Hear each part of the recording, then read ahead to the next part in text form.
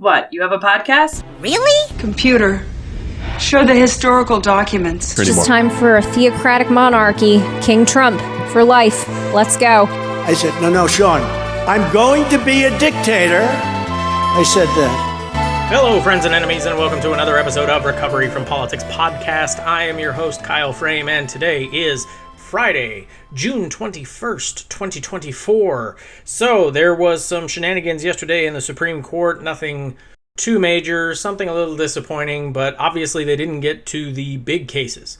And that's really what I wanted to talk about, is the big cases coming up. See, I am of the belief that they've only got 2 or 3 days left of issuing decisions, not counting today. As of right now, nothing major has passed today. They've already done at least 4 different cases, varying degrees of severity, but they really haven't hit on the big ones. And I'm of the belief, again, that they are saving these because they're going to drop them right before they call vacation for the summer. They don't want to be here for all the protests because each one of these has a possibility of completely wrecking the republic and sending us into full-blown legislative chaos at worst. And yeah, just completely ending things. Yeah, all over. Just causing chaos, basically. Per Elie Mystal, the main 5 remaining are Trump immunity, January 6th, Chevron deference, guns for domestic abusers, and another abortion case. And I agree with him. Those are the main ones. There are others that are still important. Basically, everything that goes to the Supreme Court is important, even if you don't think it is. A lot of times it's little things. It's in the minutia. It's like whether or not you can use expert testimony to guess what the defendant was thinking, which is what happened yesterday, and I'll get to that when I get to it. But I wanted to talk about the remaining cases and why on earth they could all destroy us, basically. And again, today, so far, 4 cases out. That's usually what they do, is 3 to 4 in a day. Looks like they're already done for the day. None of these have been addressed. So they're saving them for next week or possibly the first week of July, although doubtful considering July 4th lands on a Thursday. So these guys are going to be on vacation. I find it very hard to believe that they're going to release something on July 4th unless it's really that fucking bad. If they save some of these for July 4th, we already know it's going to be horrible. And once again, I find the 3 liberal justices complicit because they've known for weeks, if not months, that these decisions had been handed down. They already know the outcome, and they're silent. And again, if the shoe were on the other foot, if it was 6-3 and you had Thomas, Alito, and Roberts on the other side, all 3 of them would be writing op-eds in the Wall Street Journal. They would be making stops on Fox News. They would be giving speeches before colleges about the terrible, horrible things the liberal court is doing. And yet, we don't get that on our side. And I'll touch on this again later because it is a big sticking point for me. It's a massive, massive problem that we have Democrats who are nominating people who don't get the gravity of the situation, who don't understand their true purpose is not really to be on the Supreme Court anymore. But I'm getting ahead of myself. So, first up is Trump immunity. Can a president of the United States... Can a president of the United States do whatever they want while in office? This is the one where the Supreme Court justices asked Trump's lawyer if a sitting president could order the assassination of their political rival. And the lawyer's answer was only if they're successfully impeached. That's it. So, theoretically, if they went balls to the wall on this ruling, Biden would be completely within his rights as president of the United States to order SEAL Team 6 to take out any and all political opposition. And unless the Senate convicts him, But then again, what's to stop him from then going around and threatening the Republicans in the Senate and the Democrats in the Senate, saying, if you convict me, these guys are here for you too. I mean, really, it does come to that point. It could also justify all kinds of actions. For example, the vice president could kill the president. And then since they're now president, declare, yeah, impeach me. What are you going to do? Right? It could completely remove the guardrails, any guardrails, from a complete and total psychopath taking over. So, this is another of those, for me, I talked about yesterday. Why did they even hear this case? As far as I'm concerned, it's open and shut. It should have been 9-0 right off the bat. This should have been relegated to a lower court at a minimum. There's no reason it's taken this long to rule. Okay, they heard this months ago, and it's taken them this long to rule, and they keep delaying it. So, it's such a preposterous idea on its face. A president can do whatever he wants as long as he's in office, and if the Senate fails to convict, well, I guess he's just immune from any and all prosecution. Again, in a normal time, this would have taken 2 weeks, and it would have been a resounding, unanimous 9-0, hell no. But currently, the best case scenario for the delay is it's still a hell no, but they delayed so that Trump's other trials are essentially delayed until after the election. Right now, because this case is pending at the Supreme Court, the lower courts that are trying to convict Trump for various other crimes have all waited. The only reason the New York one with the hush money went through is because he did that before he was president, and he's no longer president now, so, floodgates are open. The other crimes he's committed or being charged with were all done as president of the United States, regarding either January 6th or something else. Excuse me. So they all have to wait for the Supreme Court to rule before they can proceed. It would be premature for any judge to go ahead and try a case knowing the Supreme Court could very easily just wipe the slate clean at any moment. So the judges are doing what they're supposed to do in the lower courts. They're like, hey, this is what you do. When the Supreme Court takes it, you got to wait. So they're waiting. So the goal is, of course, Republican operatives are saying, the goal, we want this pushed out so that none of the trials happen before the election in November. Basically, we want to keep the American people from knowing the truth about these crimes until after the election, at a minimum. But it is still entirely possible that this Supreme Court rules the president is, in fact, fallible, is a king. And then the only question left over would be, are they going to extend this to Biden? Or is this going to be like Bush v. Gore in 2000, where they go ahead and they say, yeah, we know it's a naked political power grab, but this only applies to Trump. Okay? And if you think it can't happen, again, go look at Bush v. Gore. That didn't set precedent for any other election. They had a little caveat in there that said specifically, this doesn't mean shit for future elections, because they knew the second the Democrats are in this the second the situation's reversed and the Democrats are the ones trying to win an election, they would use it against them. So they made very clear, oh no, 5-4, Bush is president, and oh, by the way, you can't use anything we just did for precedent. You have to try the next case, because they wanted to make sure that the Democrats couldn't use it against them. So that would be the only thing really interesting. And again, if they decide to drop that case on January 4th or 5th, the holiday weekend, I would expect 6-3, Trump is immune, flat out. That's it. Now, if they drop it next week, then they just achieved their first goal. Hey, we pushed it back. Now the lower courts can do their thing, which obviously will not happen before November. So, yeah, success. Yay us. That's really it. Now, the next one is January 6th. And it's obstruction of an official proceeding. Now, apparently, the Supreme Court even heard this case because the plaintiffs are saying that obstruction of an official proceeding doesn't count. Because they wrote that law back in the 80s. And my understanding, it was one of those energy companies, Chevron, Enron, one of those. Basically, they were ordered by the court, give us all your documents. And instead, they said, fuck you, and started shredding everything. So they wrote a law saying that you can't do that.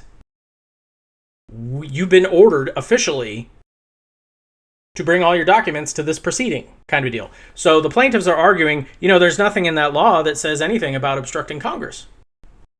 So that should be thrown out. Now, that is the more severe of the felonies against most of these people. Most of them are in that territory. Otherwise, most of them would get like trespassing, maybe a misdemeanor. Hundreds of these assholes would be let free. The ones that would probably, the State Department probably wouldn't even bother retrying them. It would only retry the ones that are egregious, that are on camera, like beating the shit out of a police officer with a flagpole, or bear macing them, or crushing that one fucker in the door, because that was horrific, and of course those people need to be prosecuted. But the State Department largely would probably end up just dropping it. There are hundreds of cases, and again, they don't even know if they're going to be in charge in a few months. Why would you start something that's going to take years to prosecute if you could be out of the door in 6 months?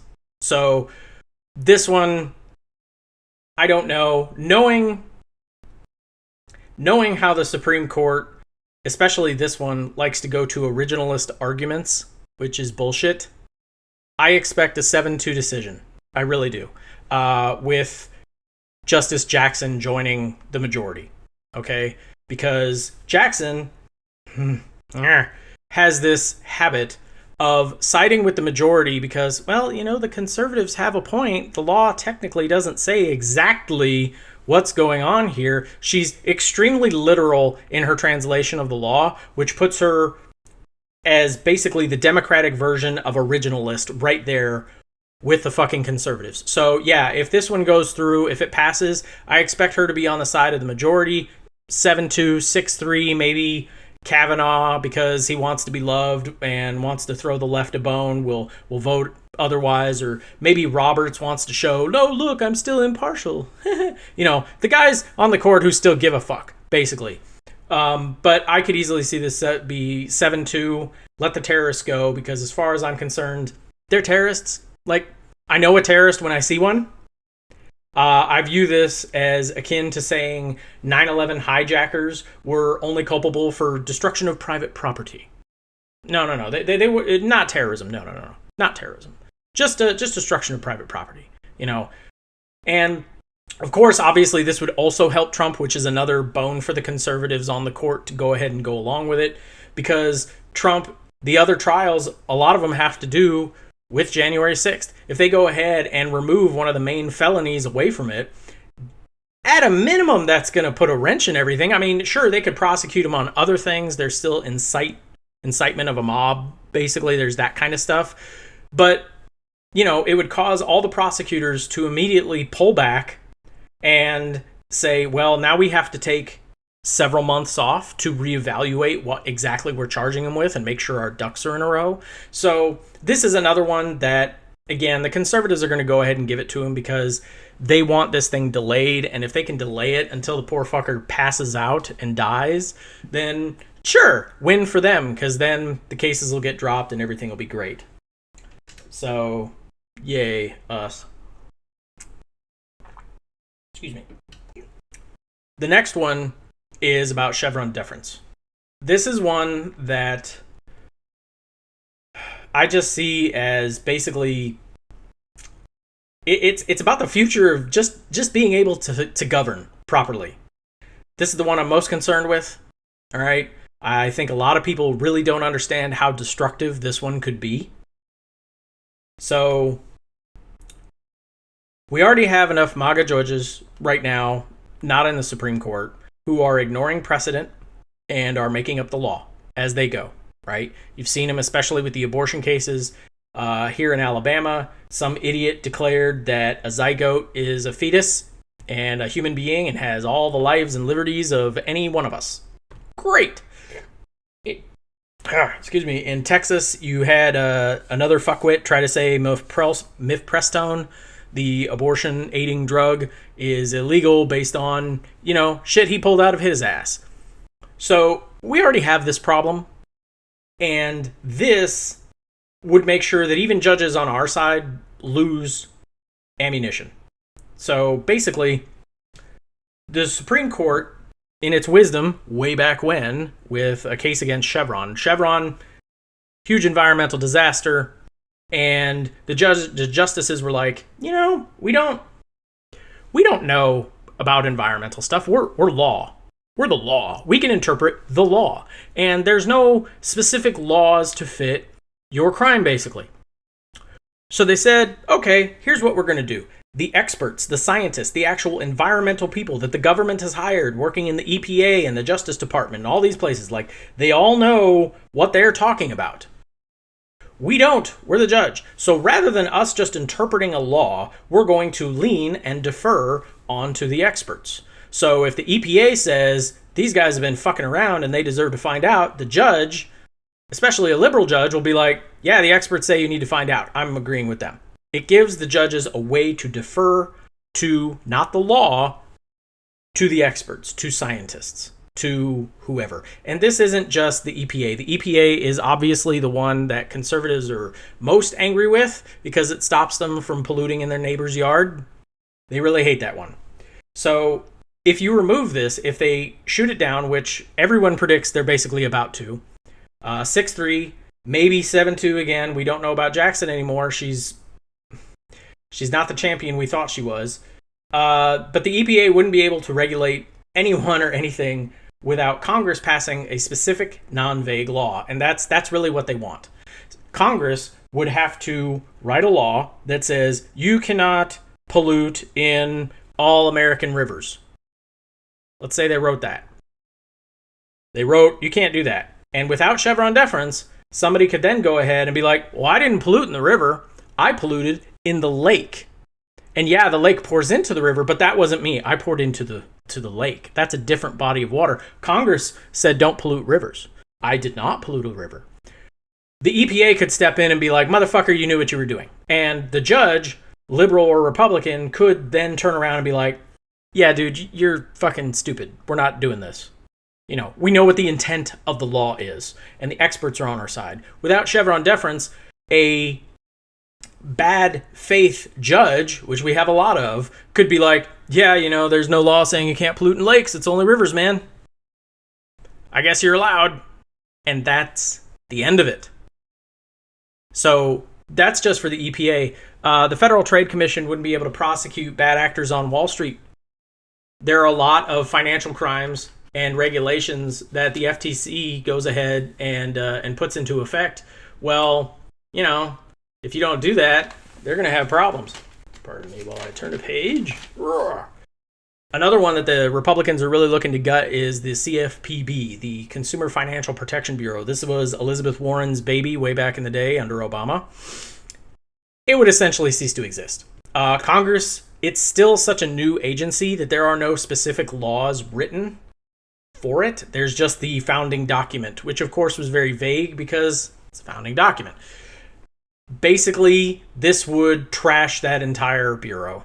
That thing would not be able to function. It might exist, but it wouldn't be able to function. New weight loss drugs like Ozempic could not be regulated by the FDA because Congress never wrote a specific law governing them. Ozempic, I know it's been around for like 18 years for diabetics, but it's now on the market as a weight loss drug. Currently, the FDA is regulating them, but Congress hasn't written any laws regarding weight loss drugs. Not really.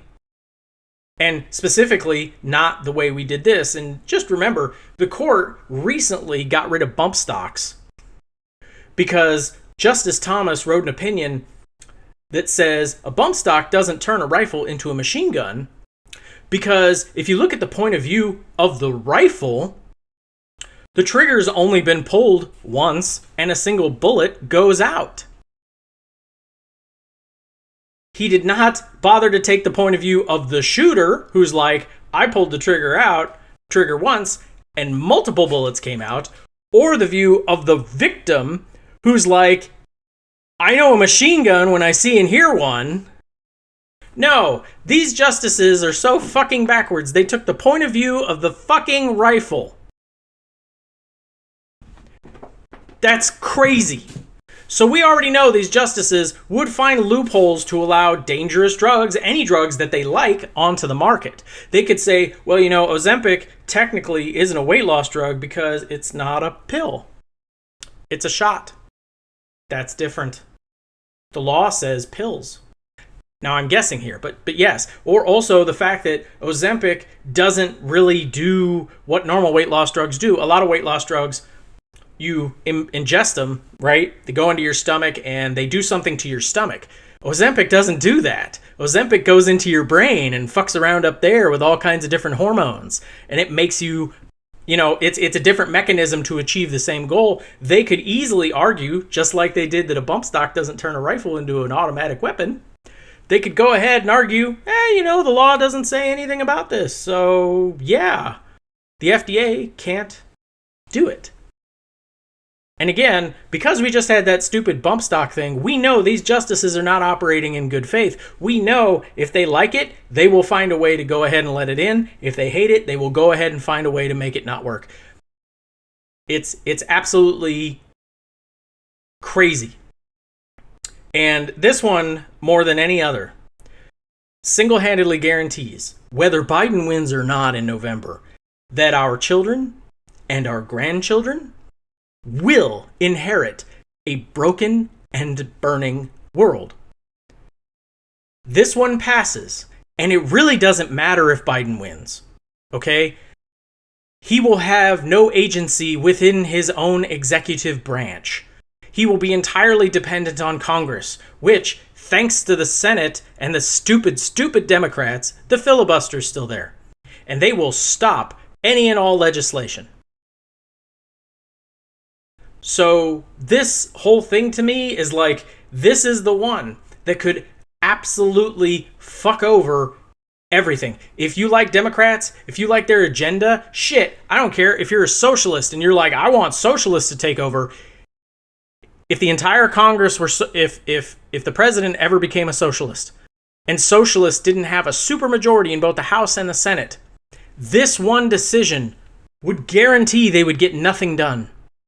They would sit there and be ineffectual. So this one, more than any other, is one that's like, this one could fuck over this country for a generation or two. Because remember, the last 3 justices that were put on this bitch, all in their 40s. They could conceivably sit for another 40 to 50 years if they maintain their health.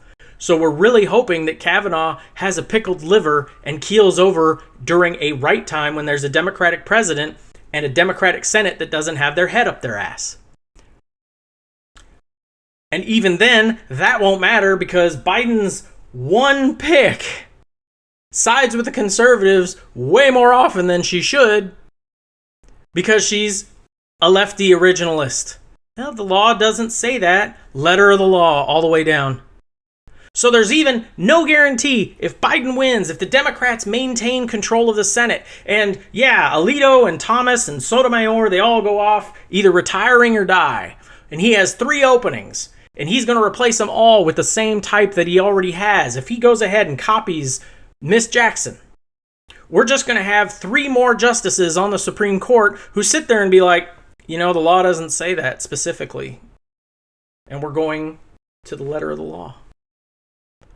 And that's really a point against him because one of the most powerful things the president does is pick Supreme Court nominees. If you guys didn't know that, you did after Trump. It is the single most important thing he could do. And Biden's already failing at it. Now, yeah, sure, Trump gets in and Alito and Thomas will retire for some brand new, very young, maybe 38, 39-year-old judges. And we'll be fucked for another 50 years regardless of how many times Democrats win. But it might not actually look that different. It'll just be one side's malicious and the other side's fucking ignorant. Anyway, next case. Guns for abusers. This one's a no-brainer.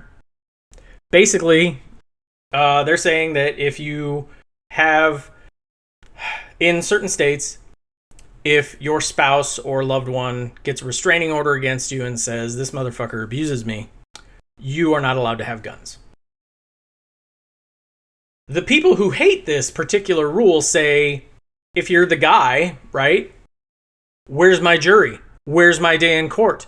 A restraining order should not take away my right to bear arms, right? So this Supreme Court could obviously go along with that. And yeah, sure. I don't think it is, actually. I think if there's a gimme in here, it's this one. This seems like one of those classic, look, the Supreme Court's all in agreement, so they're not that bad. The type of case that David French loves to write about in the New York Times, right? It's a time where they'll be 8-1 with maybe Thomas being the idiot, or 9-0, right? And they're going to be like, of course abusers can't have firearms. That's just ridiculous, right? This seems like one of those really easy ones that they're going to go ahead and do so that way they can look in the mirror and tell themselves, we're not extremists. We're totally reasonable individuals. Look at all the stuff we've done. We passed this law here. It was unanimous. We got all buddy-buddy with the liberals. Because really this one doesn't hurt anybody, right? Not really. And it hurts the right type of people. Criminals. So Republicans are okay with this. I could easily see, and even the NRA doesn't really like fight this one too much. Even the NRA is like, I don't know, let's not let abusers do this, right? So I could easily see this one being the type where they throw everyone a bone so that the centrist moderates, the Supreme Court's good, actually, people can write their op-eds and say, look, you guys, you Democrats, you don't have to investigate. They're not extreme. Look, they're sensible, reasonable people. Of course you won't give guns to an abuser. That's just crazy. So I could very easily see this one being that. But, on its face, yeah, of course, you don't give abusers fucking guns. Are you crazy? And then finally there's an abortion case. So I believe it was Reagan, and it was one of the only things Reagan did that I'll actually give him points for, although he did wreck everything the fuck else. So this was kind of a CYA thing for him. But in a nutshell, back in the 80s, we had this issue where people would go to the emergency room, and if you couldn't pay, they would just kick you out. They would not help you. So Reagan passed a law. It might not have been Reagan, it might have been Nixon. Who knows? One of those fucktards. Anyway, it was a Republican who did it, who basically said, no, if you go to the emergency room, they have to treat you, whether you can pay or not. That's just, come on. You're going in with a heart attack, your insurance doesn't go through, that's not reason to let you fucking die. Sensible in our fucked up system that we have. So, the issue is that the federal law, states are suing because if you're a pregnant woman in a non-abortion red state, and your life depends on an abortion, they want to make sure that you cannot use this law to compel the emergency room doctors to save your life. Okay? It's draconian. It's fucking cruel. It's punitive for the sake of being punitive. Okay? It would further erode the separation of church and state because the only argument against abortion is a religious one. Flat out. That's it. The doctors are clear. The sciences are clear. The only reason to be against this is religion. And basically this would say that the life of the fetus is more important than the life of the mother. If you're in a red state that bans abortion and you go in and there's a problem, and if you don't abort, you die, the emergency room can, let you. I think this Supreme Court will agree with it. This is another one I can see being 6-3, 7-2 with Ketanji Jackson going along with it because, again, the letter of the law. They could go along, concurring opinion, stressing that, it was poorly written and we don't want the federal government superseding states kind of a deal and everything else. I could see Jackson going along with this one. I really do. This is another one where she's just going to say, the law doesn't say anything about abortion, so oopsie. That's how worthless I think she is at this point. So, yeah. This one I think is going to be very clear cut. It's going to be 6-3 or 7-2. It's going to say, if you're in a red state, you're pregnant, maybe you want the baby. You've been making plans, you've named the damn thing, right? You're ready to go and there's complications. It doesn't matter. And in some of these states, it's so fucked up that even if the fetus is non-viable, oh well, they can't abort. So if you go in there, you're month 8, you were planning on having this kid, you wanted to have this kid, you've got a nursery, you've got everything. Something went wrong, the baby is dead inside you now, and it's killing you. This was not your choice. You chose absolutely fucking nothing. But the Supreme Court's going to choose for you. And it's going to say, yeah, no, if you're in a red state, can't abort, even if it's your life. And that's the situation we're going to run into here. It's going to be terrible. It's a real terrible thing that's going to happen. Maybe I'll be wrong. Maybe they'll write it in such a way that it'll be like, look, if the fetus is non-viable and the mother's life is seriously in danger, go ahead and do it. Maybe they'll write it in a very narrow way that says that. But I don't think they are. I don't think they are, because this has absolutely nothing to do with science or what's right or even kind. Cruelty for the sake of cruelty.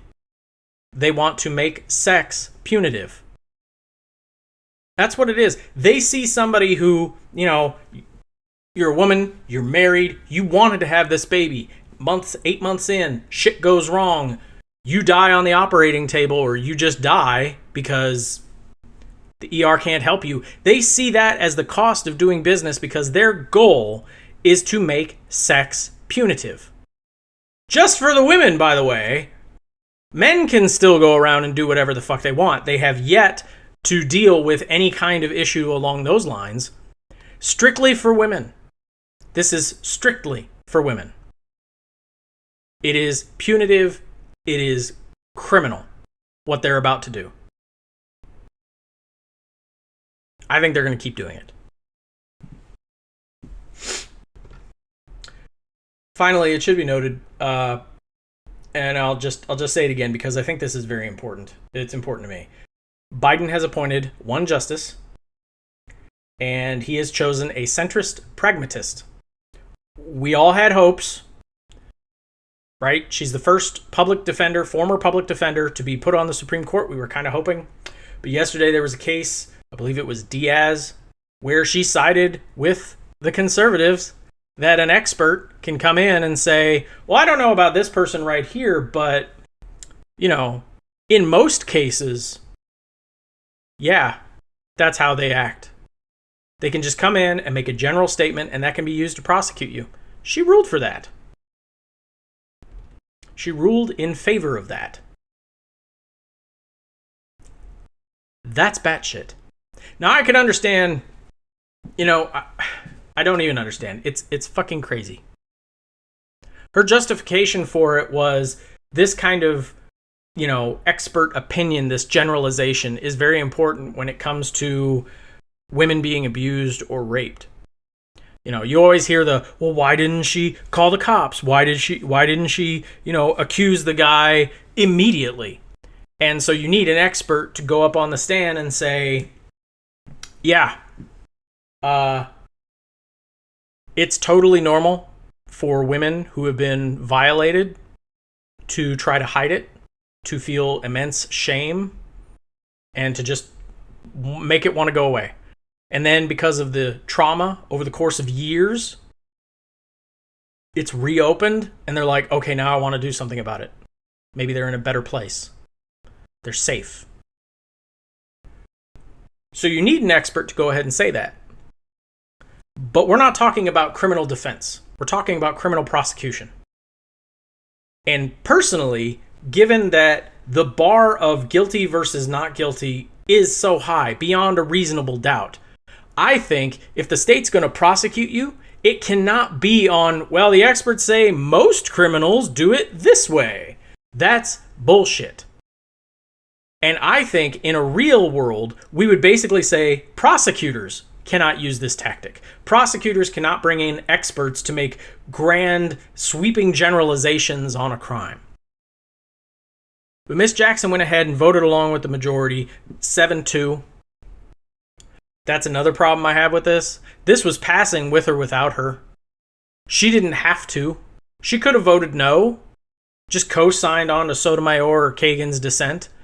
But she went out of her way to write a concurring opinion, to try to justify it. Like, she knows what just happened was bad. She knows the screws are about to be put to her, that a lot of liberals are going to start being that they're not going to like her anymore, that they're going to start looking at her like a turncoat. And I think it's rightly deserved, and I think this is going to hit hard. And again, all these cases have still not come up. They're coming up next week, the 27th and 28th of June. If they don't come up those days, the last day is the 4th of July. Any one of these cases being dropped on the 4th of fucking July, I would automatically assume it's going to be horrible. So, it really sucks. We don't have more opportunities to give President Biden on this one. Supreme Court justices are like the creme de la creme right now. They're the number one reason you should vote for a president. Above all else, really. The Supreme Court is that corrupt and fucked up, and the pendulum has swung so far to the right that really you should be voting strictly on who's going to nominate a goddamn Supreme Court justice. And unfortunately, so far in Biden's tenure, he has one, and that one is proving to be a massive disappointment. And assuming he's going to go ahead and appoint, say he wins, and he gets one or two, right? Conservatives won't resign. They're gonna hang on for dear life. So he gets one or two seats.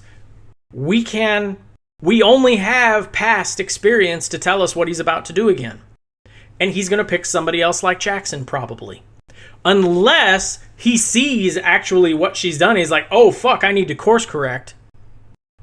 But we won't know that before the election. We won't know that until there's another, term of President Biden and another Senate and another judicial seat opens up. Because he's not making the Supreme Court a priority in this next election. He doesn't think the Supreme Court fucking matters. Otherwise, as far as I'm concerned, it should be the number one issue. If I'm running for president right now, all I'm talking about is the Supreme Court. Not just abortion, every fucking thing. I am bringing up how corrupt Thomas and Alito and Roberts and Gorsuch and Barrett and Kavanaugh all are. I'm bringing them all up. I'm saying, hey, this is fucked up. Also, my own personal opinion, the other three are fucking complicit. Because again, they know the results of these votes weeks, months in advance. They have known. They haven't said anything. They haven't leaked anything. Absolutely nothing. And again, if the shoe were on the other foot, you can bet Thomas and Alito would be leaking shit. Hell, they already did. It's widely considered now that it was Alito's wife who leaked the Dobbs decision in advance to make sure that conservatives on the court with maybe, I don't know if we want to do this, they stayed locked in on their vote. So it's very important. The Supreme Court is very important, and unfortunately, Biden is failing at that too. The Democrats do not understand what they are getting into here. They keep telling us it's for the soul of the nation, it's for democracy, and I'm like, motherfuckers, you are not acting like it. You do not realize the fight you're in. And the crazy thing is, it was pointed out on social media earlier, I forget where or who, so forgive me. But somebody pointed out, if the Democrats lose right now, right here, they're going to blame the far left. It's the youth. They didn't show up. They refused to vote for us. They're just cynical nihilists, all of them. Fuck them. You know what we need to do? We need to swing right and get some of those MAGA voters. Forget the fact that that's Biden's current strategy. He's just trying not to offend the center and the center right of this country. He is doing absolutely nothing to make a case to the left for us to even show up.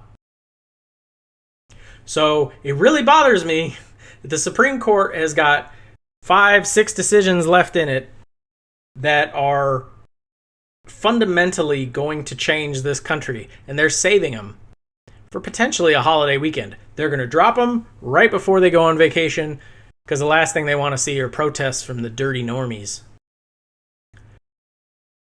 And it's really crazy, this to the letter of the law thing that Jackson has going on right now, because she will follow it right into a Trump presidency and right up to when Trump goes ahead and abolishes the Supreme Court altogether. He doesn't even have to. All he has to do is look at the Supreme Court and be like, nice law, good luck enforcing it. And that's the ball game. You don't think under Trump the Republicans in Congress wouldn't just defund the goddamn court? Sure, Thomas and Alito go ahead and they get some money from their billionaire friends. Sotomayor, Kagan, the liberals don't. How long do you keep working for free? He could do that. He has that power. He will have that power. And the Republicans will be fine with it because they want a king. They do. They do. They love it. Anyway, hate to be such a downer again. Okay, as soon as I, just real quick note, as soon as I closed everything and shut everything down, I checked the internet and it turns out that gun case that I basically said, this could be the one that goes 9-0, 8-1. It went 8-1. Yeah, domestic abusers cannot have firearms. That's a good thing, but again, this is that case. I guarantee you, tonight, tomorrow, you go onto the New York Times, you're going to see David French or one of those other fuckheads over there going to be writing about, see, this proves the court's not unreasonable about things. But apparently it's kind of weird because, they're hanging on this huge thing about whether or not the status of a citizen is responsible. And they're saying, oh, well, if you're irresponsible, you can't have a gun, versus if you're responsible, you can. But that's really strange because the Second Amendment doesn't have the word responsible anywhere in it. Thank you again, Elie Mystal. You guys should really follow him on Twitter if you don't. It's like the only reason I'm on there basically is for Thursday and Friday Supreme Court dumps. But anyway, thank you again for listening. Try to have a good weekend. Hey, we got one. Yay. And no, the court is still a reactionary extremist piece of shit. Don't buy all the equating, look, they're normal, all those articles. If you see somebody write that person is not arguing in good faith, or the wool is over their eyes and they're just a complete and total fucking idiot. So there you go. Thank you very much. You guys be safe.